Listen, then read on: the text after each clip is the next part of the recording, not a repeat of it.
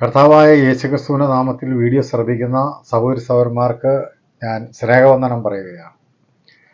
സഹോദരി സഹോദരന്മാരെ, ഞാൻ ഇന്ന് നിങ്ങളെ അഭിമുഖീകരിക്കുമ്പോൾ സംസാരിക്കുന്ന കാര്യം എന്ന് പറയുന്നത് വളരെ വിലയേറിയ രണ്ട് പ്രധാന കാര്യങ്ങൾ വേദപുസ്തകം നമ്മളോട് പറയുമ്പോൾ വിലയില്ലാത്തതായ അല്ലെങ്കിൽ യാതൊരു പ്രയോജനവുമില്ലാത്തതായ ഒരുപാട് കാര്യങ്ങളെക്കുറിച്ച് തർക്കങ്ങളും അഭിപ്രായ വ്യത്യാസങ്ങളും ഭിന്നതകളും ഒക്കെ ഉണ്ടാകുന്നുണ്ട്. അപ്പം അങ്ങനെയുള്ള കുറേ കാര്യങ്ങൾ ഞാൻ എൻ്റെ ശ്രദ്ധയിൽപ്പെട്ട് കഴിഞ്ഞപ്പോൾ എനിക്ക് ഇങ്ങനെ ഈ അതിപ്രധാനമായ രണ്ട് കാര്യങ്ങളെക്കുറിച്ച് ഒരു വീഡിയോയിലൂടെ സംസാരിക്കണമെന്ന് തോന്നിയതുകൊണ്ടാണ് ഞാനിങ്ങനെ ഇന്ന് ഈ വീഡിയോ ചെയ്യുന്നത്. നമുക്ക് ശ്രദ്ധിച്ചാൽ അറിയാം, ഇന്ന് ഈ വിശ്വാസ സമൂഹത്തിൽ ക്രിസ്ത്യാനികളുടെ ഇടയിൽ ഒരുപാട് കാര്യങ്ങളിൽ തർക്കമുള്ള വിഷയങ്ങളുണ്ട്. അതപ്പോൾ ഉദാഹരണം പറഞ്ഞു കഴിഞ്ഞിട്ടുണ്ടെങ്കിൽ ആഭരണം ധരിക്കണം എന്ന ഒരു വിഭാഗം, ആഭരണം ധരിക്കാൻ പാടില്ല എന്ന് മറ്റൊരു വിഭാഗം, മീശ വടിക്കണം എന്നൊരു വിഭാഗം, മറ്റൊരു വിഭാഗം മീശ നിർത്തുന്നതിന് കുഴപ്പമില്ല, ചില സഭകളും ചില വിശ്വാസികളും വെള്ള ധരിക്കണം എന്ന് പറയുമ്പോൾ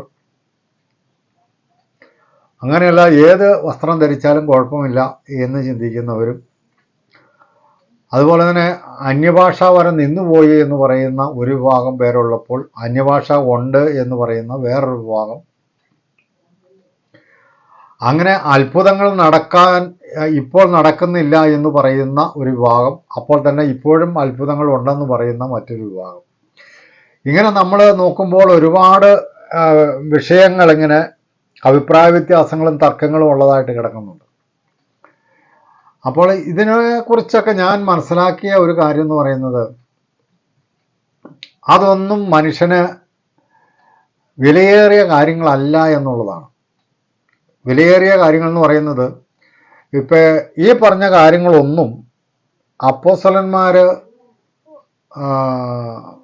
കർത്താവായ യേശുക്രിസ്തു, ഇതിനൊന്നും യാതൊരു വിലയും കൽപ്പിച്ചിരുന്നില്ല എന്നുള്ളതാണ്.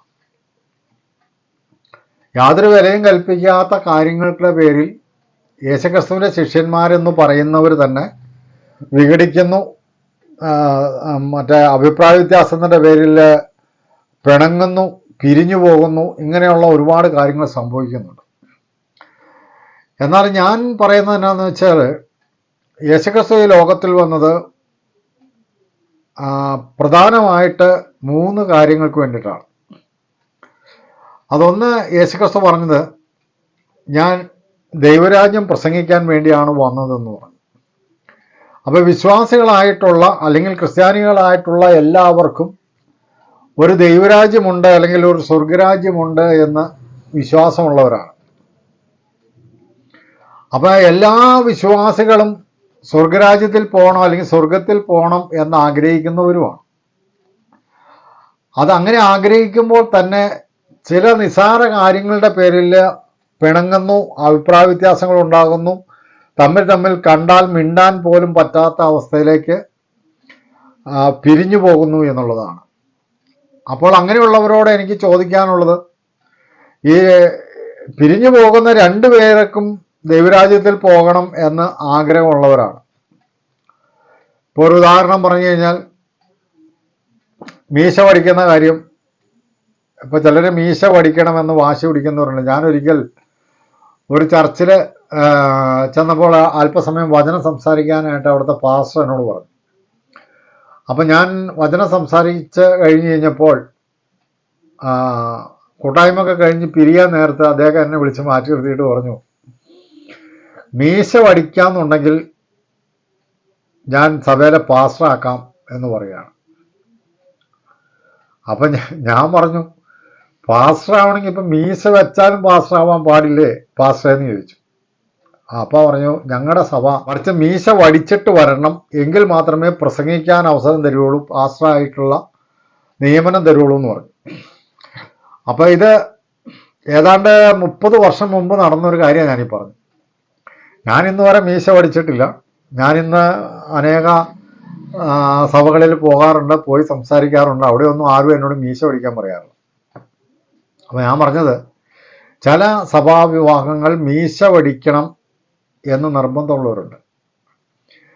അപ്പോൾ ഞാൻ പറഞ്ഞു വരുന്നതിൻ്റെ സാരം എന്താണെന്ന് ചോദിച്ചു കഴിഞ്ഞാൽ, ഇങ്ങനെയുള്ള വില കുറഞ്ഞ കാര്യങ്ങളൊന്നും സംസാരിക്കാനല്ല യേശു ലോകത്തിൽ വന്നത്. യേശു ദൈവരാജ്യത്തെക്കുറിച്ച് പറയുവാൻ ഒരു രാജ്യം വരുന്നുണ്ട്, ദൈവരാജ്യം സമീപിച്ചിരിക്കുന്നു, മാനസാന്തരപ്പെട്ട് സുവിശേഷത്തിൽ വിശ്വസിപ്പിൻ എന്ന് യേശുക്രിസ്തു പ്രസംഗിച്ചു തുടങ്ങി. അപ്പോൾ യേശുക്രിസ്തുവിൻ്റെ പ്രധാന വിഷയം സ്വർഗരാജ്യം അഥവാ ദൈവരാജ്യം എന്നുള്ളതായിരുന്നു. അപ്പോൾ ഈ വിശ്വാസികളെല്ലാം ദൈവരാജ്യത്തിന് വേണ്ടി ആഗ്രഹിക്കുന്നവരും സ്വർഗരാജ്യത്തിൽ പോകണമെന്ന് ആഗ്രഹിക്കുന്നവരുമാണ്. പക്ഷെ അങ്ങനെ ആഗ്രഹിക്കുന്നവർ പോലെ നിസ്സാര കാര്യങ്ങളുടെ പേരിൽ ഭിന്നിച്ച്, അഭിപ്രായ വ്യത്യാസത്തിൻ്റെ പേരിൽ വിഘടിച്ച്, പരസ്പരം കണ്ടാൽ മിണ്ടാത്ത, കൈ കൊടുക്കാത്ത അവസ്ഥയിലേക്ക് ആയി തീർന്ന എത്രയോ സഹോദരി സഹോദരന്മാരുണ്ട്. അപ്പോൾ ഞാൻ ഇന്ന് പറയാൻ ഉദ്ദേശിക്കുന്ന കാര്യം എന്താണെന്ന് വെച്ച് കഴിഞ്ഞാൽ, ഈ പറയുന്ന കാര്യങ്ങളെല്ലാം ആഭരണം, അന്യഭാഷ, അല്ലെങ്കിൽ മീശ, വെള്ളവസ്ത്രം, ഇങ്ങനെയുള്ള കാര്യങ്ങളെല്ലാം നമ്മുടെ രക്ഷയെ ബാധിക്കുന്നതല്ല എന്നുള്ള സത്യം നിങ്ങൾ മനസ്സിലാക്കണം. അപ്പോൾ ഞാനൊരു ചോദ്യം നിങ്ങളോട് ചോദിക്കാം. ഒരു വ്യക്തി ആഭരണം ഇട്ട് കഴിഞ്ഞാൽ ആ വ്യക്തി നരകത്തിൽ പോകത്തുമില്ല, ആ വ്യക്തിയുടെ രക്ഷ നഷ്ടപ്പെടുകയുമില്ല. കാരണം ഒരു വ്യക്തി രക്ഷിക്കപ്പെടുന്നതും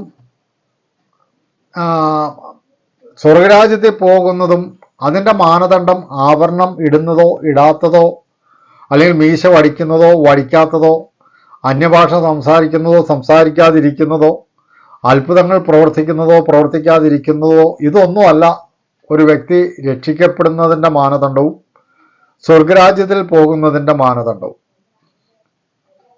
സ്വർഗരാജ്യത്തിൽ പോകാനും രക്ഷിക്കപ്പെടുവാനും ഒരേ ഒരു മാർഗമുള്ളൂ. യേശുക്രിസ്തു പറഞ്ഞത് ഇങ്ങനെയാണ്. യോഹന്നാന്റെ സുവിശേഷം 14-ാം അധ്യായത്തിന്റെ 6-ാം വാക്യത്തിൽ യേശുക്രിസ്തു പറഞ്ഞു, ഞാൻ തന്നെ വഴിയും സത്യവും ജീവനുമാകുന്നു, എന്നിലൂടെ അല്ലാതെ ആരും പിതാവിൻ്റെ അടുക്കൽ എത്തുന്നില്ല. അപ്പോൾ സ്വർഗരാജ്യത്തിൽ എത്തുവാൻ, സ്വർഗത്തിലെത്തുവാൻ, പിതാവിൻ്റെ അടുക്കൽ എത്തുവാൻ ഏക മാർഗം എന്ന് പറയുന്നത് യേശുക്രിസ്തുവിലൂടെ പോവുക എന്നുള്ളതാണ്. ഞാൻ തന്നെ വഴിയും സത്യവും ജീവനുമാകുന്നു, എന്നിലൂടെ അല്ലാതെ ആരും സ്വർഗത്തിലെത്തുന്നില്ല. അപ്പൊ യേശുക്രിസ്തുവിലൂടെ സ്വർഗത്തിലെത്താനാണ് യേശുക്രിസ്തു പറഞ്ഞത്. അപ്പൊ യേശുക്രിസ്തുവിലൂടെ സ്വർഗത്തിലെത്തണമെങ്കിൽ ഈ പറഞ്ഞ കാര്യങ്ങളൊന്നും അതുമായിട്ട് ബന്ധമുള്ള കാര്യങ്ങളല്ല. യേശുക്രിസ്തു ഇങ്ങനെയുള്ള ഒരു കാര്യവും പറഞ്ഞില്ല. നിങ്ങൾ മീശ വടിക്കണം, നിങ്ങൾ ആഭരണം ധരിക്കരുത്, അല്ലെങ്കിൽ നിങ്ങൾ വെള്ളവസ്ത്രം ധരിക്കണം, ഇതൊന്നും യേശുക്രിസ്തു പറഞ്ഞില്ല. യേശുക്രിസ്തു പറഞ്ഞ ഒരൊറ്റ കാര്യമുള്ളൂ, നിങ്ങൾ മാനസാന്തരപ്പെടണം. മാനസാന്തരപ്പെടുക എന്ന് പറഞ്ഞു കഴിഞ്ഞാൽ നാം സഞ്ചരിക്കുന്ന വഴി വിട്ട് ദൈവം നമുക്ക് വെച്ചിരിക്കുന്ന ആ പാതയിലേക്ക് തിരിഞ്ഞ് സഞ്ചരിക്കുക എന്നുള്ളതാണ്. മനുഷ്യൻ സ്വയമായിട്ട് സ്വയമായിട്ട് തീരുമാനങ്ങളെടുത്ത് സഞ്ചരിച്ചു വരുന്ന വഴിയിലൂടെ ഇങ്ങനെ സഞ്ചരിച്ചു പോകവേ ഒരു ദിവസം അവൻ പ്രസംഗം കേട്ട് വിശ്വാസം വന്നു കഴിയുമ്പോൾ അവൻ മാനസാന്തരപ്പെട്ട് ദൈവം അവന് വെച്ചിരിക്കുന്ന മാർഗത്തിലൂടെ സഞ്ചരിക്കാൻ അവൻ്റെ വഴി വിട്ട് ദൈവത്തിൻ്റെ വഴിയിലേക്ക് തിരിയുന്നു എന്നുള്ളതാണ്. അതാണ് മാനസാന്തരം എന്ന് പറയുന്നത്. ആ മാനസാന്തരപ്പെട്ട് കർത്താവായ യേശുക്രിസ്തുവിൽ വിശ്വസിക്കുക എന്നുള്ളതാണ് വേദപുസ്തകം നമുക്ക് നൽകുന്ന സന്ദേശം. അപ്പോൾ ആ മാർഗത്തിലൂടെ അല്ലാതെ, ആ വിശ്വാസ മാർഗത്തിലൂടെ അല്ലാതെ ആർക്കും ദൈവരാജ്യത്തിൽ പ്രവേശിക്കാൻ കഴിയത്തില്ല. അപ്പോൾ ദൈവരാജ്യത്തിൻ്റെ മാനദണ്ഡങ്ങൾ എന്താണെന്ന് യേശുക്രിസ്തു പഠിപ്പിച്ച ആ നിയമാവലികളാണ് മത്തായി സുവിശേഷം 5, 6, 7 അധ്യായങ്ങളിലുള്ളത്. ദൈവരാജ്യത്തിൻ്റെ വ്യവസ്ഥിതി. ആ ദൈവരാജ്യത്തിൻ്റെ വ്യവസ്ഥിതിയിൽ യേശുക്രിസ്തു ഈ പറഞ്ഞ ഒരു കാര്യങ്ങളെക്കുറിച്ചും സൂചിപ്പിച്ചിട്ട് പോലുമില്ല. ഇപ്പോൾ ഉദാഹരണത്തിന് മീശ വടിക്കണമെന്നോ, ആഭരണം ധരിക്കാതിരിക്കണമെന്നോ, വെള്ളവസ്ത്രം ധരിക്കണമെന്നോ, അല്ലെങ്കിൽ ഇങ്ങനെ എന്തെങ്കിലും ഒരു കാര്യം യേശുക്രിസ്തു സൂചിപ്പിച്ചിട്ട് പോലുമില്ല. മറിച്ച് യേശുക്രിസ്തു പറഞ്ഞ എന്താണെന്നറിയോ? നിങ്ങൾ അശേഷം സത്യം ചെയ്യരുത്, നിങ്ങൾ കള്ളം പറയരുത്, ഹൃദയം കൊണ്ട് സ്ത്രീയെ മോഹിക്കരുത്. നിങ്ങൾ സഹോദരൻ്റെ നേരെ കോപം വെച്ചുകൊണ്ടിരിക്കരുത്. സഹോദരനെ മൂട എന്ന് വിളിക്കരുത്. വായ്പ ചോദിക്കുന്നവന് നിങ്ങൾ കൊടുക്കണം, അവനെ ഒഴിവാക്കരുത്. തിരിച്ച് കിട്ടും എന്ന് കരുതി വായ്പ കൊടുക്കരുത്. നിന്നോട് 1 നാഴിക പോകാൻ പറഞ്ഞാൽ നീ 2 നാഴിക പോകണം. അപ്പം ഇങ്ങനെയുള്ള ദൈവരാജ്യത്തിൻ്റെ തത്വങ്ങളാണ് അല്ലെങ്കിൽ വ്യവസ്ഥിതിയാണ് യേശുക്രിസ്തു തൻ്റെ ശിഷ്യന്മാരെയും പുരുഷാരത്തെയും പഠിപ്പിച്ചത്. ആ തത്വങ്ങളും ആ യേശുക്രിസ്തു പഠിപ്പിച്ചതായ നിർദ്ദേശങ്ങളും അവൻ്റെ ഉപദേശങ്ങളും നമ്മുടെ ജീവിതത്തിൽ അനുസരിക്കുക എന്നുള്ളതാണ് യേശുക്രിസ്തു നമ്മിൽ നിന്ന് പ്രതീക്ഷിക്കുന്ന കാര്യം. ഈ പൗലോസ് അപ്പോസ്തലൻ എഫേസ്യർക്ക് വേണ്ടി പ്രാർത്ഥിക്കുന്ന ഒരു പ്രാർത്ഥന എഫേസ്യ ലേഖനം 1-ാം അധ്യായത്തിൻ്റെ 17, 18, 19 വാക്യങ്ങളിൽ രേഖപ്പെടുത്തിയിട്ടുണ്ട്. അവിടെ പൗലോസ് അപ്പോസ്തലൻ എഫേസ്യർക്ക് വേണ്ടി പ്രാർത്ഥിക്കുന്നത് എന്താണെന്നറിയോ? ദൈവത്തിൻ്റെ വിളിയാലുള്ള ആശ ഇന്നതെന്ന് നിങ്ങൾ തിരിച്ചറിയണം. അതായത് ദൈവം നമ്മളെ വിളിച്ചത് എന്തിനാണെന്ന് വിശ്വാസികൾ തിരിച്ചറിയണം, ദൈവജനം തിരിച്ചറിയണം എന്നാണ് പൗലോസ് അപ്പോസ്തലൻ പറയുന്നത്. എന്നാൽ ഇന്ന് അനേക വിശ്വാസികൾക്കും എന്തിനാണ് ദൈവം വിളിച്ചത് എന്നുള്ള സത്യം അറിയില്ല എന്നുള്ളതാണ്. ആ സത്യം അറിഞ്ഞിരുന്നു എങ്കിൽ അവർ ഈ വില കുറഞ്ഞ കാര്യങ്ങൾക്ക് വേണ്ടിയിട്ട് തർക്കവും വാദവും അഭിപ്രായ വ്യത്യാസങ്ങളും പിണക്കവും ഇതൊന്നും വെച്ചു പുലർത്തുകയില്ലായിരുന്നു. ഏറ്റവും പ്രധാനപ്പെട്ട കാര്യം എന്ന് പറയുന്നത് എല്ലാവർക്കും കാണാതെ പറയുന്ന ഒരു വചനമുണ്ട്. എന്ന് പറയും യോഹന്നാന്റെ സുവിശേഷം 3-ാം അധ്യായം 16-ാം വാക്യത്തിൽ നമ്മൾ ഇങ്ങനെയാണ് വായിക്കുന്നത്: തൻ്റെ ഏകജാതനായ പുത്രനിൽ വിശ്വസിക്കുന്ന ഏവനും നശിച്ചു പോകാതെ നിത്യജീവൻ പ്രാപിക്കേണ്ടതിന് ദൈവം അവനെ നൽകുവാൻ തക്കവണ്ണം ലോകത്തെ സ്നേഹിച്ചു. അപ്പൊ ദൈവം തൻ്റെ പുത്രനായ യേശുവിനെ ഈ ലോകത്തിൽ അയച്ചത് എല്ലാ മനുഷ്യനും യേശുക്രിസ്തുവിൽ വിശ്വസിച്ച് നിത്യജീവൻ പ്രാപിക്കണം എന്നുള്ളതാണ്. ദൈവം സകല മനുഷ്യനെയും വിളിക്കുന്നത് ദൈവത്തോട് കൂടെ വാസം ചെയ്യാൻ വേണ്ടിയിട്ടാണ്. അപ്പൊ ദൈവത്തോട് കൂടെ വാസം ചെയ്യാനായിട്ട്, ദൈവത്തിൻ്റെ ജീവനായ നിത്യജീവൻ പ്രാപിക്കാനായിട്ടാണ് ദൈവം വിളിക്കുന്നത്. അപ്പം ദൈവം വിളിച്ചതിൻ്റെ പിന്നിൽ ദൈവത്തിനൊരാശയമുണ്ട്, ഒരാഗ്രഹമുണ്ട്. ആ ആഗ്രഹം എന്ന് പറയുന്നത് തൻ്റെ പുത്രനിൽ വിശ്വസിച്ചുകൊണ്ട്, തൻ്റെ പുത്രനെ നോക്കിക്കൊണ്ട് നിത്യജീവൻ പ്രാപിക്കണമെന്നും സ്വർഗരാജ്യത്തിൽ പിതാവിനോടൊപ്പം ജീവിക്കണമെന്നുമാണ് ദൈവത്തിൻ്റെ ആഗ്രഹം. ആ ആഗ്രഹത്തിന് വേണ്ടിയിട്ടാണ് ദൈവം ജനത്തെ വിളിക്കുന്നത്, ക്ഷണിക്കുന്നത്, രക്ഷിക്കുന്നത്. ഇത് മനസ്സിലാക്കാതെ, അതായത് നിത്യജീവൻ പ്രാപിക്കുക എന്നുള്ളതാണ് ഏറ്റവും പ്രധാനപ്പെട്ട കാര്യം. കാരണം യേശുക്രിസ്തു പറഞ്ഞു, ഞാൻ ജീവനുണ്ടാകുവാനും സമൃദ്ധിയായിട്ടുണ്ടാകുവാനും അത്രയും വന്നത്. അതുപോലെ യേശുക്രിസ്തു പറഞ്ഞു, എൻ്റെ ആടുകൾ എൻ്റെ ശബ്ദം കേട്ട് എന്നെ അനുഗമിക്കുന്നു, ഞാൻ അവയ്ക്ക് നിത്യജീവനെ കൊടുക്കുന്നു. അപ്പോൾ യേശുക്രിസ്തു പറഞ്ഞത്, ഞാനാണ് ജീവൻ, ഞാൻ തന്നെ ജീവനും പുനരുത്ഥാനവുമാകുന്നു. അപ്പൊ യേശുക്രിസ്തു ഈ നിത്യജീവൻ മറ്റുള്ളവർക്ക് അല്ലെങ്കിൽ ലോകത്തിലുള്ള സകല മാനവജാതിക്കും നിത്യജീവൻ വാഗ്ദാനം ചെയ്തുകൊണ്ട് സ്വർഗത്തിലെ ദൈവത്തിൻ്റെ പുത്രനായ യേശുക്രിസ്തു ഈ ലോകത്തിൽ വന്ന് നമുക്ക് നിത്യജീവന്റെ ഓഹരിക്കാരാകുവാൻ തക്കവണ്ണം ദൈവം നമ്മളെ വിളിച്ച് ക്രിസ്തുവിനോട് ചേർത്ത് ക്രിസ്തുവിൻ്റെ അനുയായികളായി, ക്രിസ്തുവിൽ വിശ്വസിക്കുന്ന വിശ്വാസികളായി നമ്മളെ നിർത്തിയിരിക്കുന്നത് നിത്യജീവന്റെ ഓഹരിക്കാരും ദൈവരാജ്യത്തിൻ്റെ അവകാശികളുമാകേണ്ടതിന് വേണ്ടിയിട്ടാണ്. അപ്പൊ ദൈവരാജ്യം പ്രാപിക്കുവാനും നിത്യജീവൻ പ്രാപിക്കുവാനും ദൈവം നമ്മളെ വിളിച്ചിരിക്കുകയാണ്. അതിന് ദൈവം മുന്നോടിയായിട്ട് ചെയ്തൊരു കാര്യമുണ്ട്. എന്താണെന്നറിയോ? നാം എഫേസ്യ ലേഖനം 1-ാം അധ്യായം അതിൻ്റെ 3-ാം വാക്യത്തിൽ വായിക്കുന്നത്, നാം അവൻ്റെ സന്നിധിയിൽ വിശുദ്ധരും നിഷ്കളങ്കരുമാകേണ്ടതിന് അവൻ ലോകസ്ഥാപനത്തിനു മുമ്പേ നമ്മെ ക്രിസ്തുയേശുവിൽ തിരഞ്ഞെടുത്തു എന്നുള്ളതാണ്. അപ്പൊ അതിൽ ആദ്യം ദൈവം ചെയ്തൊരു കാര്യം, നമ്മെ സ്വർഗരാജ്യത്തിനും നിത്യജീവനും ഓഹരിക്കാരാക്കുവാൻ വേണ്ടി ദൈവം ആദ്യം ചെയ്തൊരു കാര്യം, നാം പാപത്തിൽ നിന്ന് ശുദ്ധീകരണം പ്രാപിക്കണം, അഥവാ പാപം സംബന്ധമായി മരിച്ച് പാപത്തിൽ നിന്ന് നമ്മൾ രക്ഷ പ്രാപിക്കണം എന്നുള്ളതാണ്. അതുകൊണ്ടാണ് തൻ്റെ പുത്രനെ യേശു എന്ന് പേരിട്ടത്. യേശു എന്ന പേരിൻ്റെ അർത്ഥം തൻ്റെ ജനത്തെ അവൻ അവരുടെ പാപങ്ങളിൽ നിന്ന് രക്ഷിക്കുന്നവൻ, രക്ഷകൻ എന്നാണ് യേശു എന്ന പേരിൻ്റെ അർത്ഥം.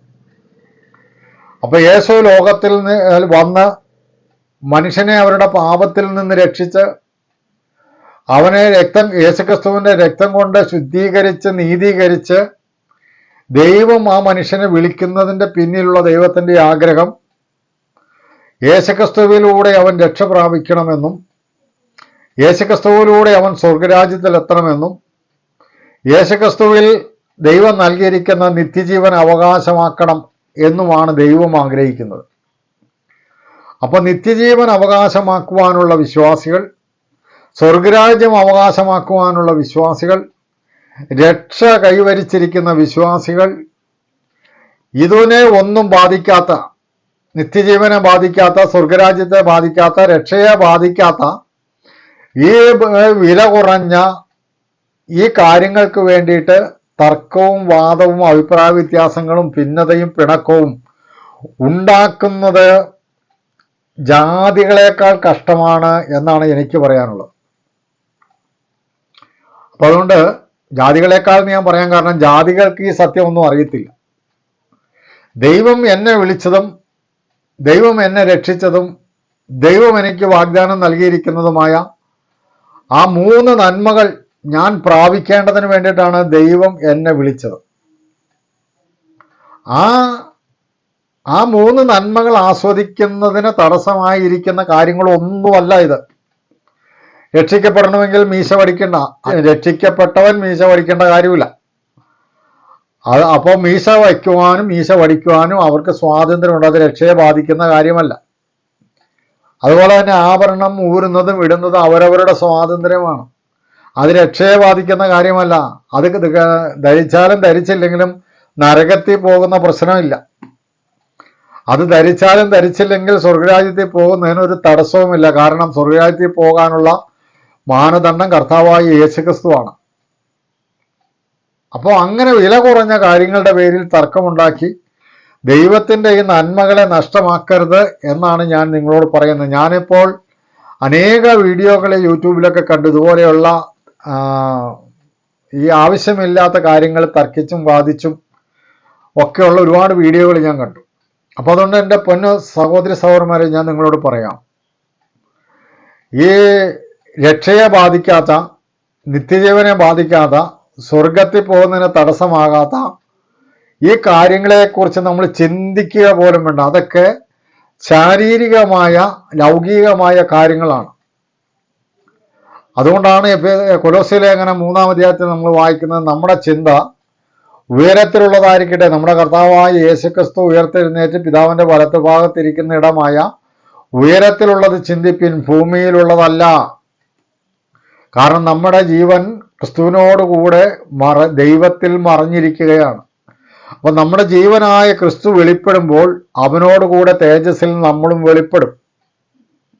അപ്പം നമ്മുടെ ജീവനായ ക്രിസ്തു സ്വർഗത്തിൽ ദൈവത്തിൽ മറഞ്ഞിരിക്കുകയാണ്. അവൻ തേജസ്സിൽ എന്ന് വെളിപ്പെടുമോ അന്ന് നമ്മളും അവനോടൊപ്പം വെളിപ്പെടും. അപ്പം അതുകൊണ്ട് രക്ഷ എന്ന് പറയുന്നത് യേശുക്രിസ്തു സൗജന്യമായി നമുക്ക് നൽകിയതാണ്.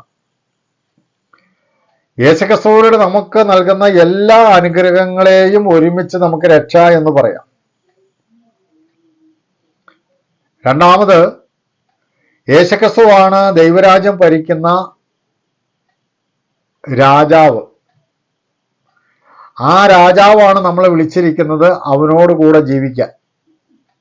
മൂന്നാമത്തെ കാര്യം, എല്ലാ മനുഷ്യനും നിത്യജീവൻ പ്രാപിക്കണമെന്ന് ദൈവം ആഗ്രഹിച്ചുകൊണ്ടാണ് തൻ്റെ പുത്രനെ ലോകത്തിലയച്ചത്.